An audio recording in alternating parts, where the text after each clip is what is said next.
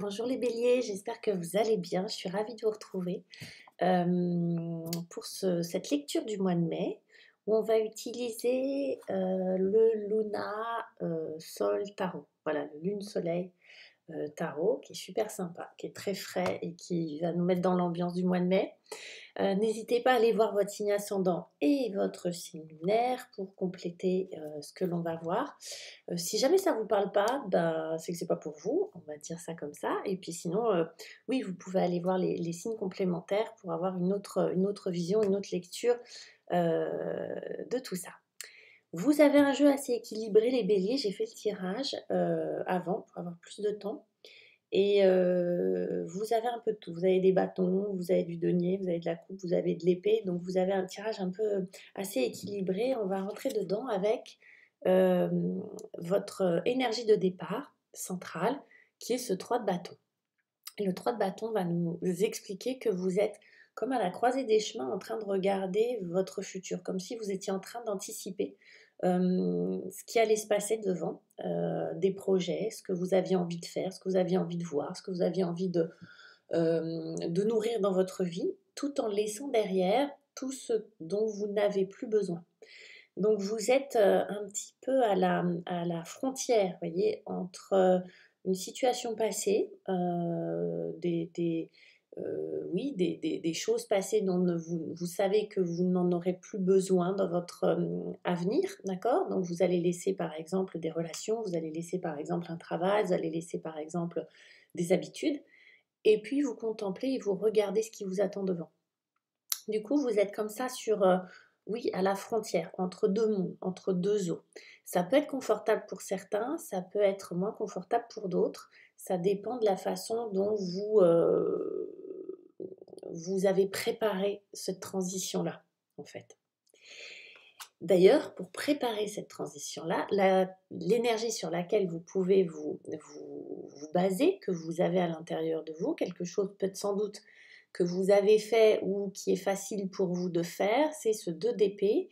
Et là, vraiment, dans ce 2 d'épée, pour moi, j'y vois la capacité intellectuelle, mentale, de peser le pour et le contre. Pour moi, c'est comme si vous vous étiez projeté dans plusieurs situations, comme si vous aviez anticipé plusieurs scénarios. On a le droit de dire scénario au pluriel maintenant. Avant, on disait scénario, mais plusieurs scénarios. Donc vous avez sans doute dit, et voilà, si je prends tel chemin, il va m'arriver telle chose, si je prends tel chemin, il va m'arriver telle chose, si je laisse derrière moi ce job, bah, qu'est-ce que je vais trouver ou qu'est-ce que je vais faire. Donc il y a dans l'idée, ce que vous savez faire, en tout cas, c'est jongler mentalement avec des idées, des situations, et comme si vous aviez cette capacité de toute façon à pas avoir une difficulté forcément à choisir, ça peut générer ça, mais en tout cas, une facilité en tout cas à vous projeter dans des scénarios différents.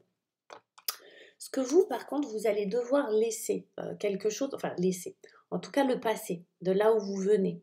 On a ce page de disque qui est le valet de denier. Lui va nous expliquer que vous avez entamé quelque chose de nouveau. Alors, on a l'énergie du page, l'énergie du valet, qui est une énergie adolescente, d'enfant un peu, qui veut nous expliquer que vous vous êtes lancé dans quelque chose peut-être que vous ne maîtrisiez pas tout à fait, mais quelque chose qui vous enthousiasmait. Ça peut être un nouveau job, encore une fois, une nouvelle relation, du sport, un nouveau sport que vous entamez, que vous dites ok, je vais faire d'escalade, tiens, je vais m'y mettre, que vous avez commencé à faire quelque chose, vous avez nourri quelque chose. Mais on a vraiment l'idée de l'apprentissage. Ça peut être un apprentissage sur vous aussi. Ça peut être que vous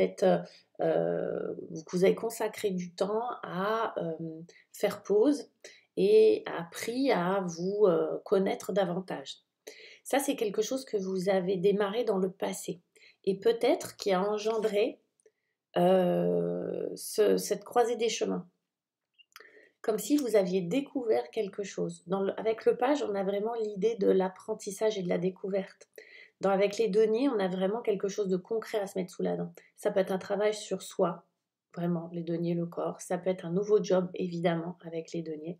Mais c'est tout ce qui va toucher quelque chose de très concret.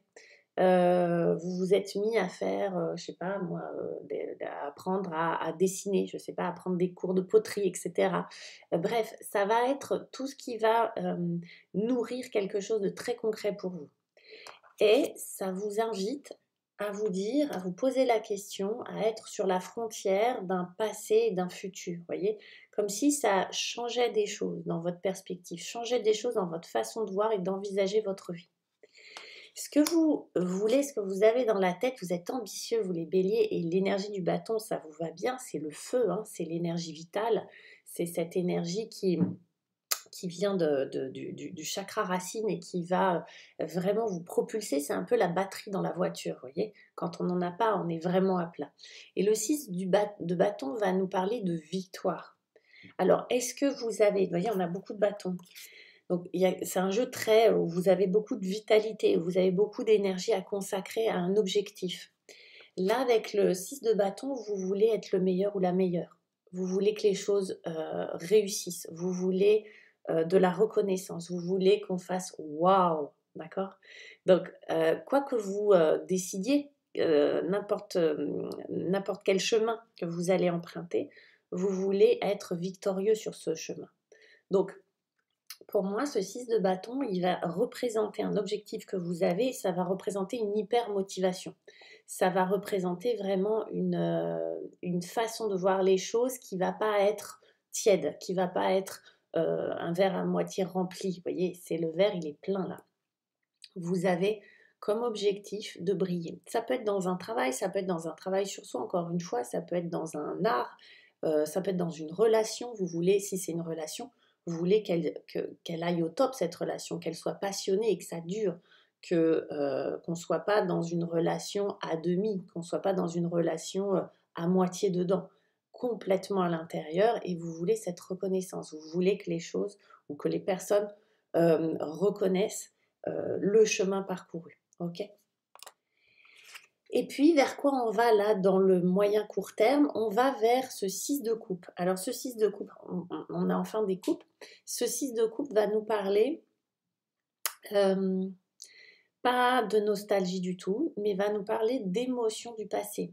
Les coupes, on est dans les émotions, et le 6 nous parle des émotions du passé que l'on a connues dans le passé. C'est comme si, à travers ce que vous faisiez, vous recherchiez peut-être à retrouver ce qu'on appelle l'enfant intérieur, ou en tout cas des émotions du passé qui ont pu être très agréables, ou l'idée de certaines émotions du passé, parce que parfois on se raconte des histoires, on se re-raconte le passé, mais en tout cas peut-être comme si vous aviez envie d'arriver à concrétiser un rêve d'enfant, ou concrétiser un rêve que vous nourrissez depuis longtemps, comme si c'était une étape là et vous disiez ça y est, je suis prêt ou je suis prête à passer le cap pour vivre ce que je nourris depuis longtemps, peut-être où je m'étais mis des barrières, peut-être je m'étais dit que j'y arriverais pas, ou c'était pas le moment, ou j'avais pas les moyens de. Là, vous concrétisez, en tout cas votre objectif c'est ça, de concrétiser un rêve d'enfant, ou un rêve d'adolescent, ou un rêve qui a émergé dans le passé en tout cas. D'accord? Et vous mettez tout en œuvre pour que ça arrive, pour que ça se passe.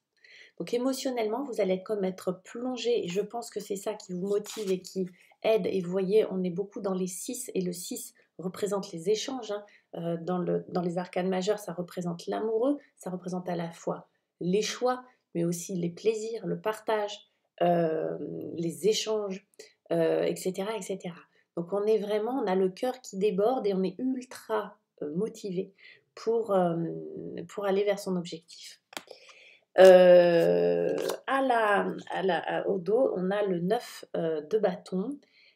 Pour moi, qui teinte ça un petit peu, qui donne une petite teinte un peu plus grise, c'est-à-dire que je pense que tout ça est arrivé parce que vous